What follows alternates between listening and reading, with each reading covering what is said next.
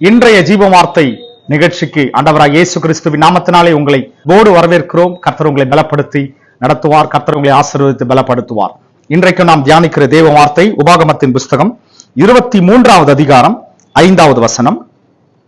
உன் தேவனாகிய கர்த்தர் பீலேயாமுக்கு செவி கொடுக்க சித்தமில்லாமல் உன் தேவனாகிய கர்த்தர் உன்மேல் அன்பு கூர்ந்தபடியினால் உன் தேவனாகிய கர்த்தர் அந்த சாபத்தை உனக்கு ஆசீர்வாதமாக மாற பண்ணினார். கவனிங்க, இந்த வசனத்துல குறிப்பிடத்தக்க ஒரு காரியம், 3 தடவை உன் தேவனாகிய கர்த்தர் என்ற வார்த்தை குறிப்பிடப்பட்டு. பலத்தோடு எழும்புங்க, வானத்தை பூமி உண்டாக்கின கர்த்தர் அவர் என்னுடைய தேவனாய் இருக்கிறார். விசுவாசத்தோடு எழும்புங்க, உங்கள் சாபங்கள் எல்லாம் இயேசுவின் ரத்தத்தினால் முறிக்கப்பட்டது. விசுவாசிங்கள், பலப்படுங்கள், கர்த்தருக்குள் நிலைத்திருங்கள். God bless you all. Amen.